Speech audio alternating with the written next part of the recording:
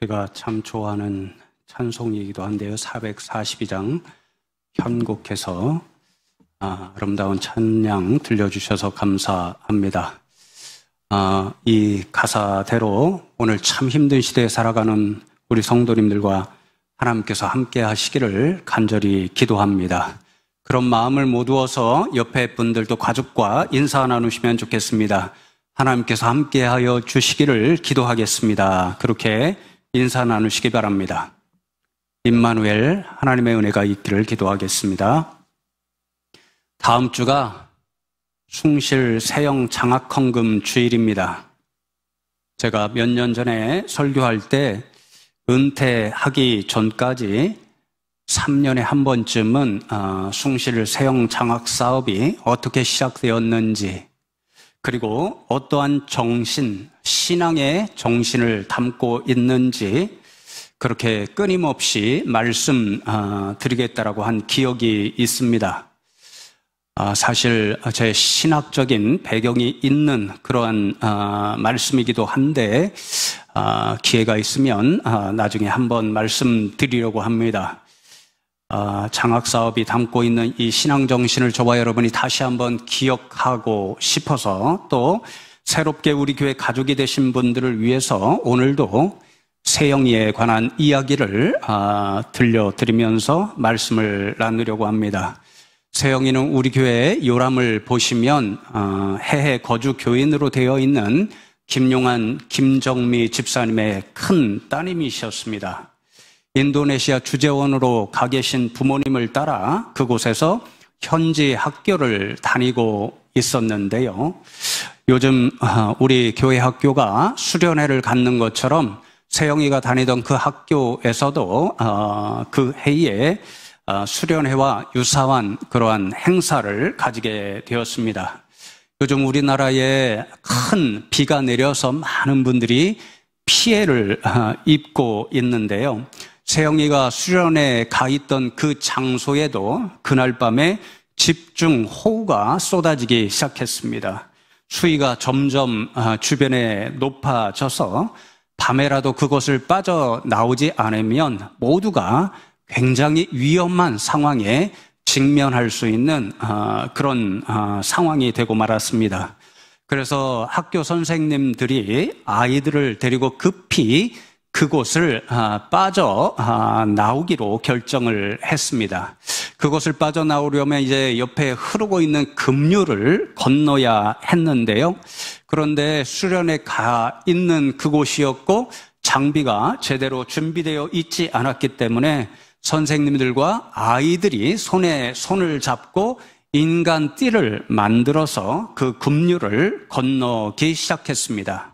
그런데 밤이니까 잘 보이지 않아서 그 급류를 건너고 있던 세영이가 그만 미끄러운 돌을 밟게 되었고 넘어져서 잡고 있던 손을 놓치게 되고 급류에 떠내려 가기 시작했습니다. 그 옆에 계시던 선생님께서 보시고 급하게 세영이를 잡고자 달려가셨는데 그 선생님 역시 급류에 휩쓸려 떠내려 가셨습니다. 다음 날부터 수많은 인원이 동원되어서 세영이와 선생님을 찾으려고 수색을 했습니다. 얼마 후에 세영이를 잡으려고 따라갔던 선생님의 그 시신은 찾아 수습할 수가 있었지만 세영이는 발견되지를 않았습니다. 그 당시에 세영이 부모님이 저희 교회도 연락을 주시고 기도 부탁을 하셔서 모든 성도님들이 간절하게 세영이를 찾게 해달라고 그렇게 기도했던 기억이 아직도 생생합니다. 그러나 한 달이 넘도록 세영이를 찾지를 못했습니다. 결국 세영이 부모님은 세영이를 가슴에 묻고 수색을 중단하기로 결정하셨습니다. 성도 여러분, 이 세영이의 일에 대해, 그리고 그 가족이 경험했을 그 엄청난 고통에 대해 우리는 무엇을 말할 수 있을까요?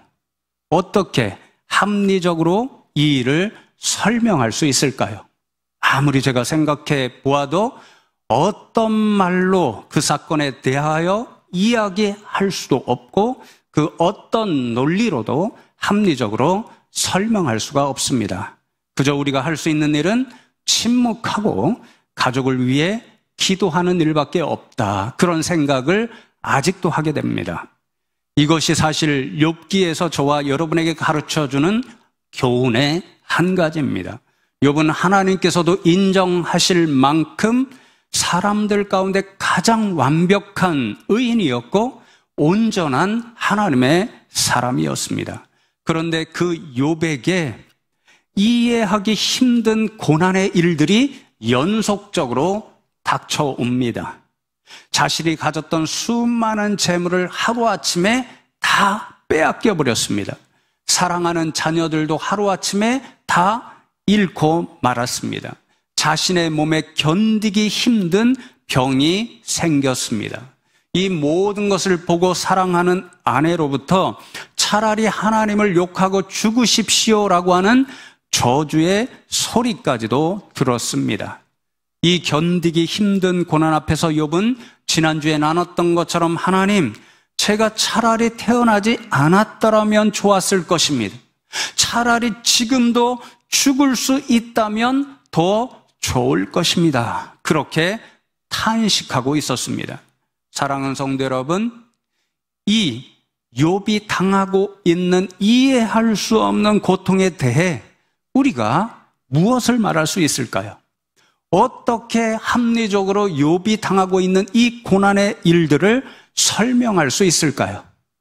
마찬가지로 아무리 제가 생각해도 그 어떤 말로 욥의 이 사건, 고난의 일들에 대하여 이야기하기가 어렵고 그 어떤 논리로도 우리가 완벽하게 이해할 수 있는 설명의 말들을 만들어낼 수 없습니다.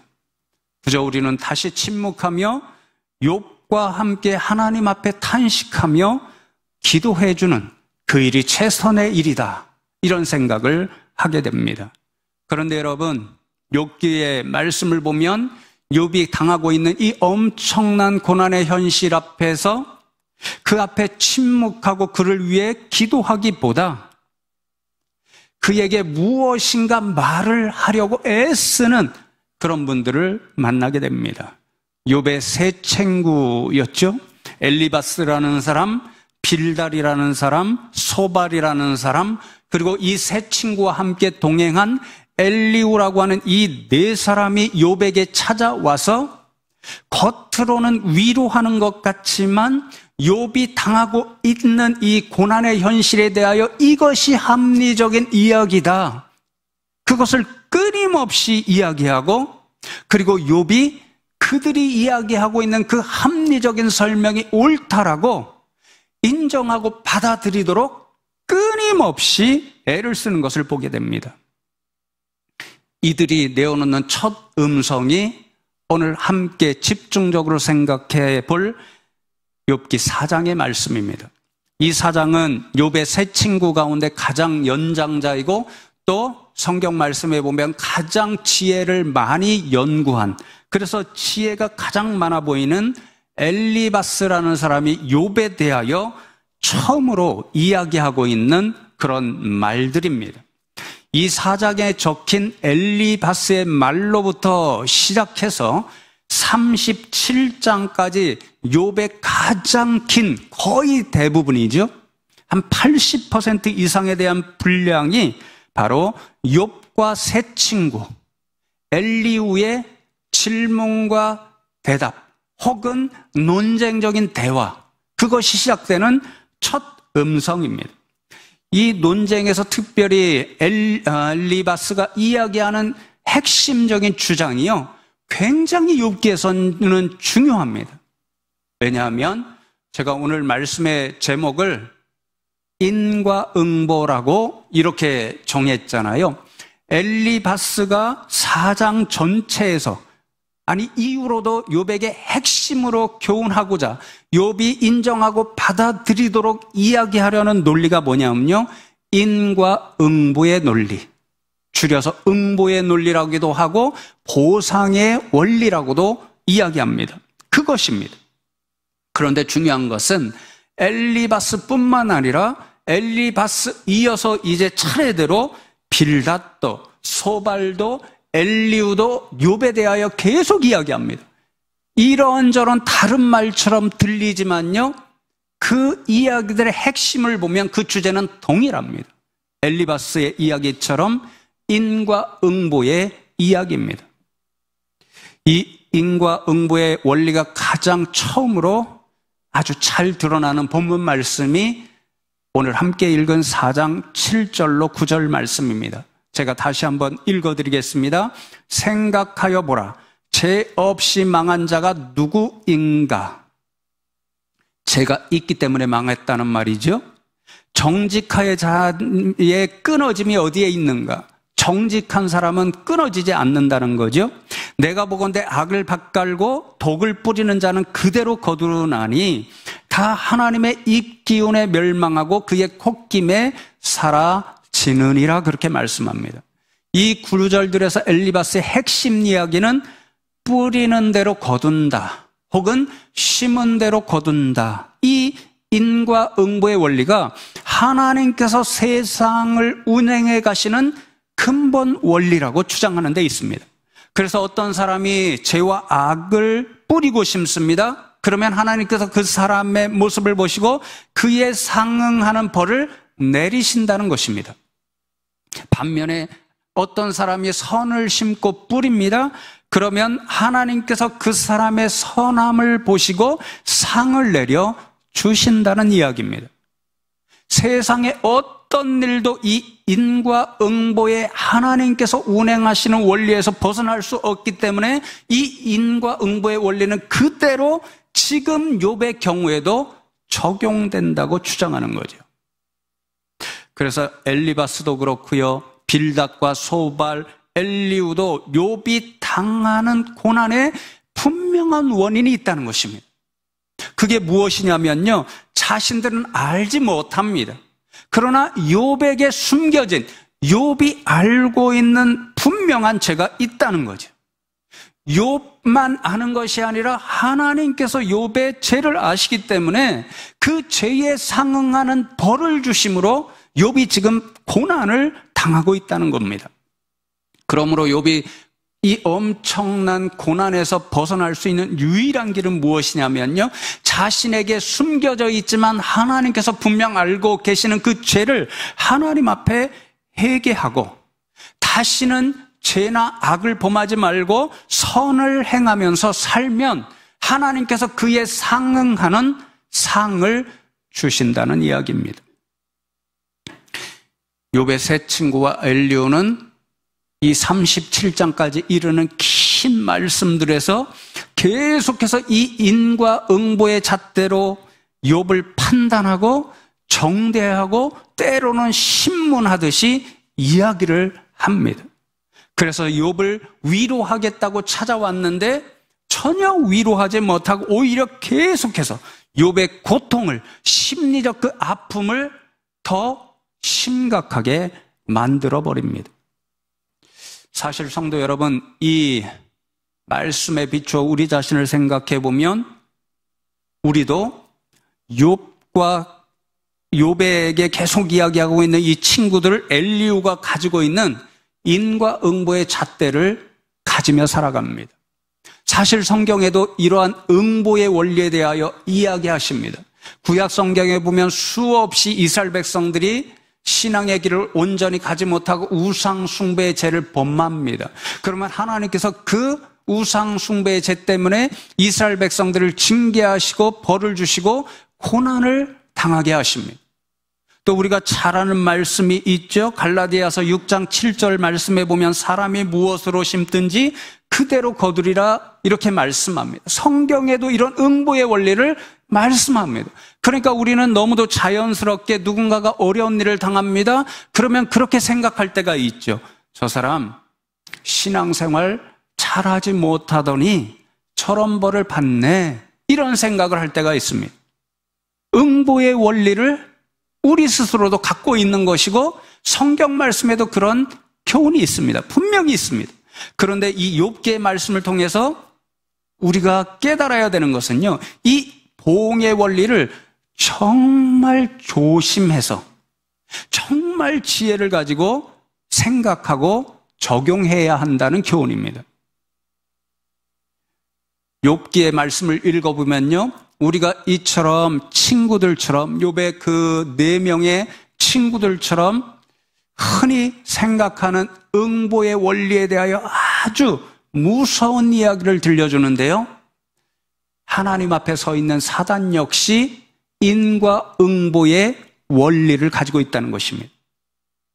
1장과 2장 말씀 두 장면에 분명히 이야기되고 있는데요, 하나님께서 욥을 칭찬하지요. 욥은 정말 정직한 사람이다, 온전한 사람이다, 하나님 나를 경외하며 악에서 떠난 자다, 이렇게 사단 앞에서 칭찬합니다. 그러니까 사단이 하나님의 칭찬을 듣고 이렇게 반문하며 말씀을 드리죠. 1장 9절 말씀에 보면 사탄이 여호와께 대답하여 이르되 욥이 어찌 까닭 없이 하나님을 경외하리이까. 까닭 없이, 이 한마디가 응보의 원리가 그대로 반영된 이야기입니다. 사단의 이 말은요, 하나님께서 욥에게 엄청난 복을 주시니까 너무도 당연히 욥이 하나님을 경외하는 것이지요. 만일 하나님께서 복이 아니라 재앙을 욥에게 내리신다면 욥이 어떻게 될까요? 그럴지라도 욥이 변함없이 하나님을 경외하는 그런 믿음의 사람이 될 수 있을까요? 제가 생각하기에는 그렇지 않습니다. 이런 보응의 원리를 통하여 하나님 앞에 자신의 생각을 이야기하는 거죠. 그래서 성도 여러분, 여기에 두려운 교훈이 있습니다. 분명히 성경에도 보응의 원리를 우리에게 말씀해 줍니다. 그런데 그 인과 응보의 잣대를 누군가를 향하여 사용하고 판단하고 우리가 정죄하고 심판한다면 우리는 자칫 사단의 길을 걸어갈 수도 있다는 거죠. 뿐만 아니라 우리가 너무 쉽게 인과 응보의 잣대를 가지고 누구를 향하여 적용하고 판단하고 정죄하고 심판하게 되면 우리는 심판자 되시는 하나님을 대신하여 자신이 심판자 역할을 하는 나르시즘과 같은 우상 숭배를 할 수도 있다는 거죠. 그래서 여러분, 제가 이 말씀을, 욥기가 굉장히 어렵습니다. 그래서 성도 여러분들에게 제가 말씀을 전하면서도 때때로 죄송하다는 생각이 듭니다. 왜냐하면 성경 공부하면 좀 더 설명하고 좀 더 말씀드릴 수 있는데 30분, 35분 설교를 통해서 이 어려운 말씀을 전해드린다는 게 참 죄송한데요, 저도 많이 공부합니다. 한 주에 수많은 논문을 읽습니다. 그런데 한 논문을 읽고 굉장히 깜짝 놀랐습니다. 충격을 받았습니다. 왜냐하면 그 학자는 분명히 이렇게 이야기합니다. 인과 응보의 원리, 다른 성경이 아니라 이 욥기에서 세 친구와 엘리후가 끊임없이 욥에게 적용하고자 하는 응보의 원리는 하나님이 주신 지혜가 아니라 사단이 준 지혜일 것이라고 결론 내리는 글을 보고 깜짝 놀랐습니다. 그만큼 응보의 잣대를 가지고 생각하고 판단하고 정죄하는 일, 우리 믿음의 사람들은 조심하고 또 조심해야 한다는 것을 교훈하는 거죠. 욥은 그래서인지는 몰라도 친구들이 계속해서 말하는, 자신에게 적용하고 자신에게 받아들이라고 하는 이 인과 응보의 원리를 결단코 받아들일 수 없다라고 계속해서 반박합니다.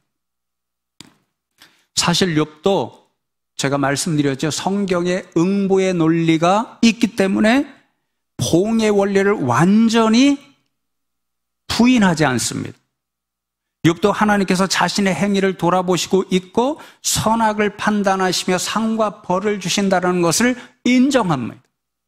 그래서 예를 들면 31장 3절과 4절 말씀을 보면 불의한 자에게는 환난이 아니겠느냐, 행악자에게는 불행이 아니겠느냐, 그가 하나님입니다. 내 길을 살피지 아니하시느냐, 내 걸음을 다세지 아니하시느냐, 그렇게 인정합니다.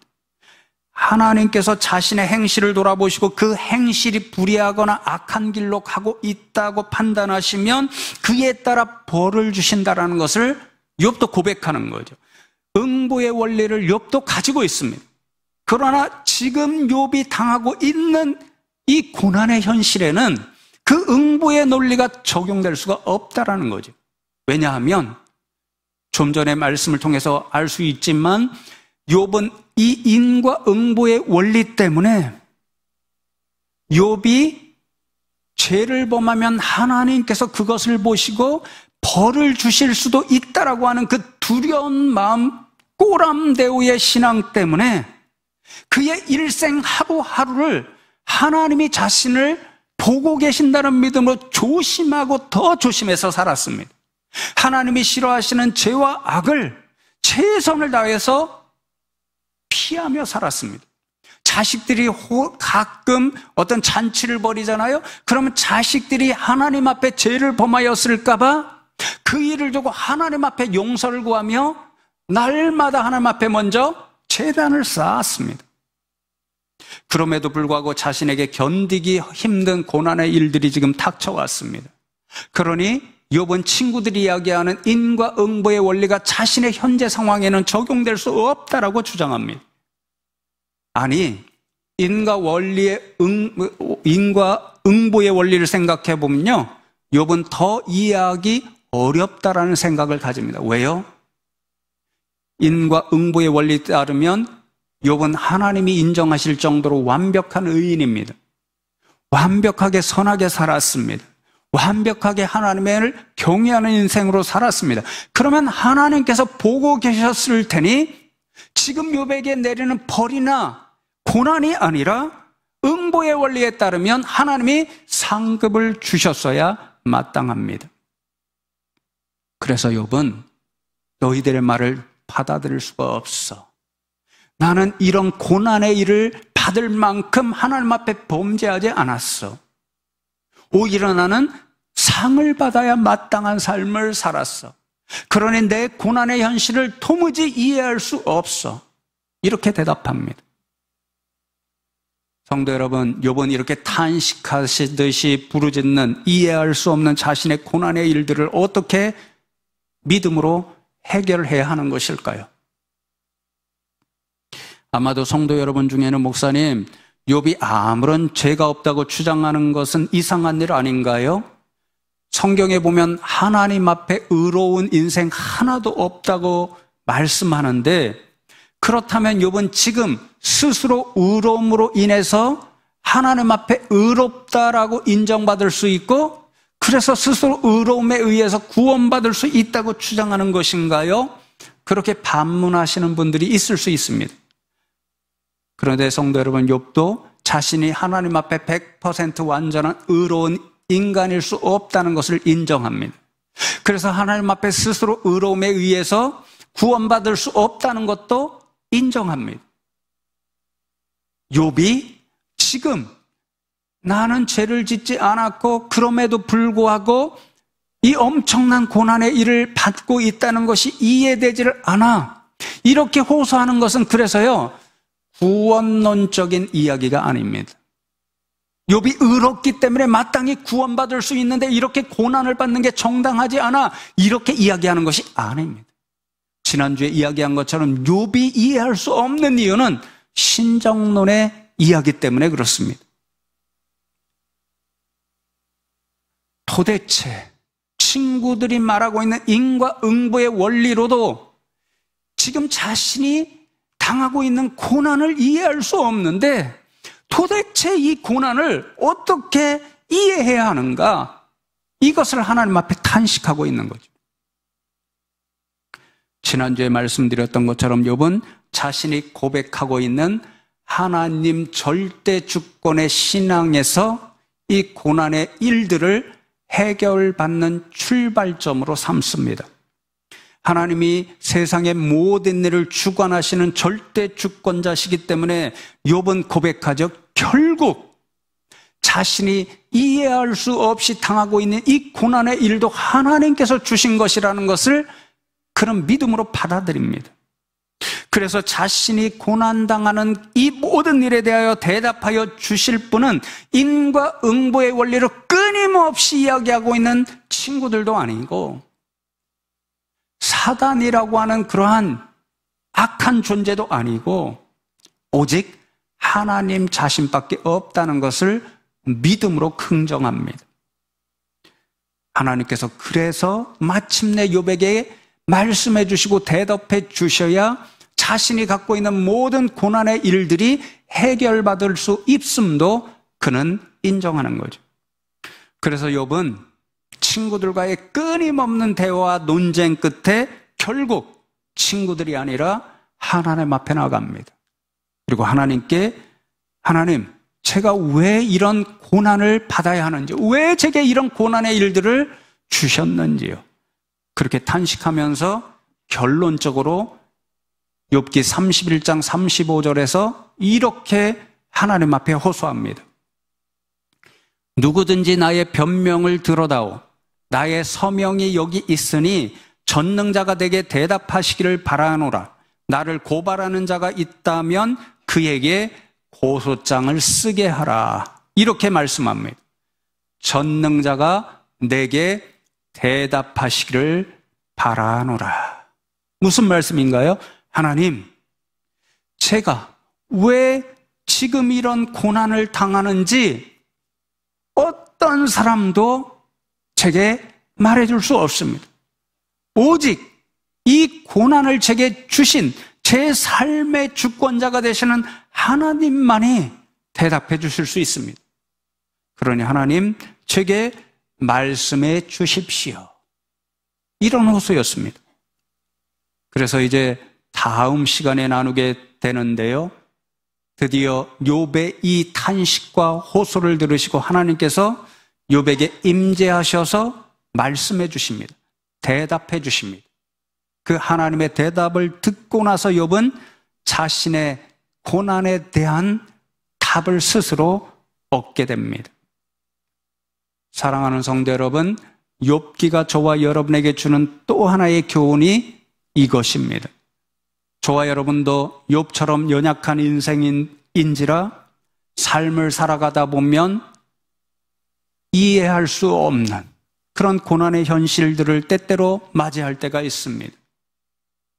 스스로 성경을 통해서 배운 것처럼 또 여러 사람들이 말하는 것처럼 끊임없이 스스로 이해해 보려고 하지요. 아, 내가 죄를 지어서 그런가? 저희 아버님도 딸의 죽음 앞에서 하나님 내 죄 때문에 그런가요? 끊임없이 말씀하셨습니다. 그럼에도 불구하고 도무지 이해되지 않고 또 받아들여지지 않는 그런 고난의 일들을 만날 때가 있습니다. 어떻게 하면 좋을까요?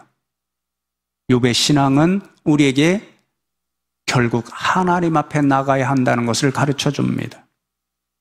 하나님이 우리의 삶의 주권자이시기 때문에 하나님 앞에 하나님, 왜 이러하셔야 하는지를 여쭙고 또 기도해야 함을 가르쳐 줍니다.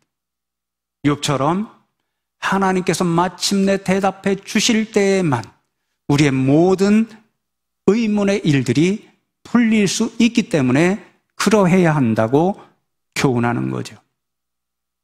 이제 말씀을 맺기 전에 세영이 이야기로 잠시 다시 돌아갑니다. 수많은 인원이 동원되어서 한 달 이상을 수색하였지만 결국 세영이를 찾지 못했습니다. 그러던 어느 날 세영이 아빠 김용환 집사님께서 완전히 지치셔서 세영이 방에 들어가서 잠시 눕게 되셨습니다. 바로 그때였습니다. 강한 빛이 김용환 집사님께 비추어 오면서 분명한 세영의 음성이 들려왔습니다. 아빠, 지금 나 하나님 품에 있어요. 저는 분명히 생각합니다.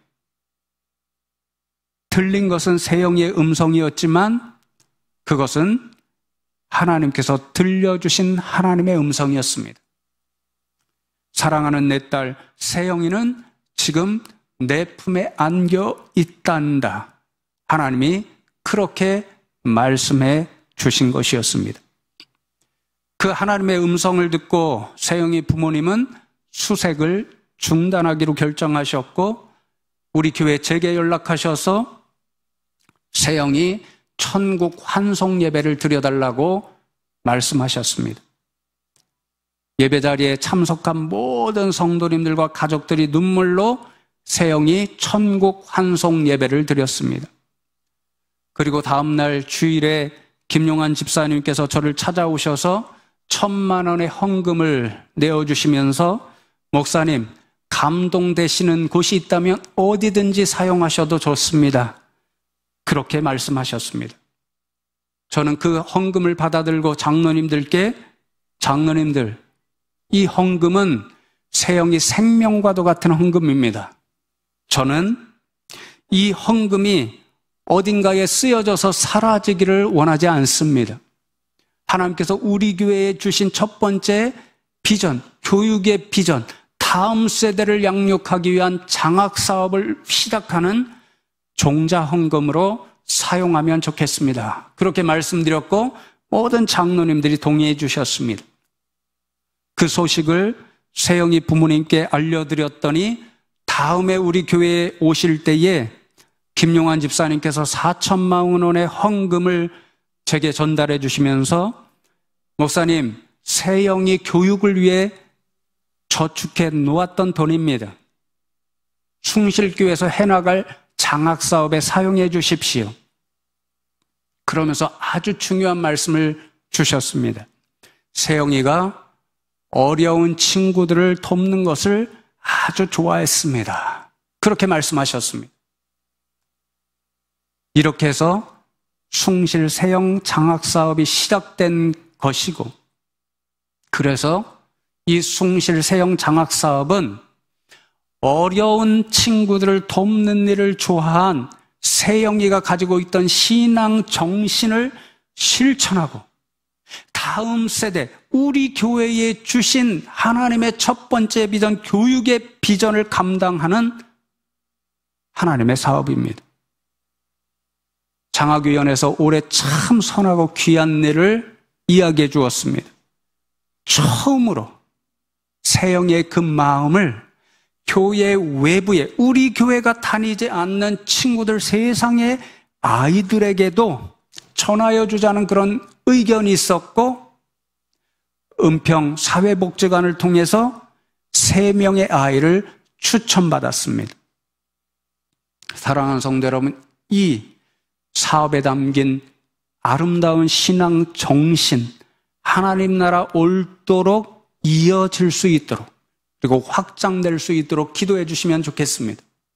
담임 목사로서 여러분에게 처음으로 이야기합니다. 제 기도 제목이 있습니다. 이 숭실 세영 장학 사업이 앞으로 확대되어서 숭실 세영 장학 재단이 되는 것을 저는 기도하고 있습니다. 그리고 집사람에게나 가족에게 동의받지 않았습니다. 하나님께서 제가 죽을 때에 조금이라도 물질을 남겨주신다고 한다면 저는 이 일에 마지막으로 헌금하고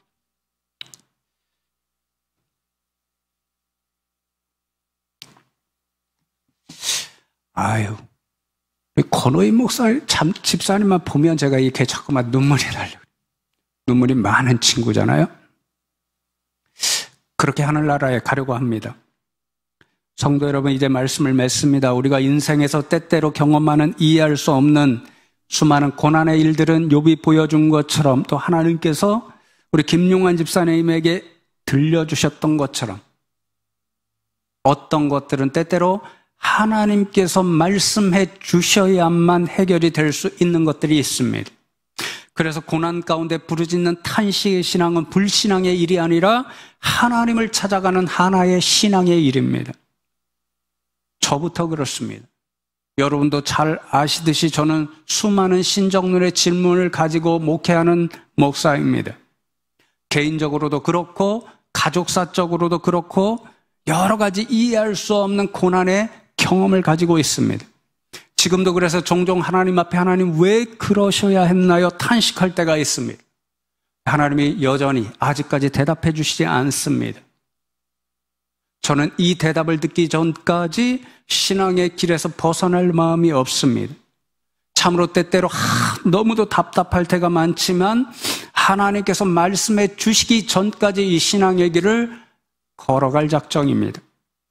어쩌면 이 신앙의 길은 제가 죽어서 하나님 앞에 서서 하나님으로부터 직접 말씀을 들을 때까지 이어지는, 그때야 끝날 수 있는 길일 수도 있습니다. 그렇다면 저의 신앙의 여정은 하나님 앞에까지 이어질 것입니다. 그러기에 탄식의 신앙도 하나님께로 우리를 끊임없이 인도해 가는 신앙의 한 모습입니다. 힘들지만 그렇습니다. 사랑하는 성도 여러분, 여러분에게도 오늘날 유사한 고난의 일들이 다 있지요.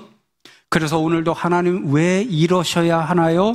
탄식하는데 하나님께서 대답해 주시지를 않아 답답할 때도 있지요. 그러면요, 역설적으로 그 탄식, 그 답답함, 그런 일들이 하나님을 향하여 여러분이 끝까지 신앙의 길을 매진하도록 해주는 신앙의 힘이 될 수도 있다는 것을 기억하시면 좋겠습니다. 왜냐하면 하나님을 만나고 하나님의 음성을 들어야 그 모든 의문들이 풀리기 때문에 그렇습니다.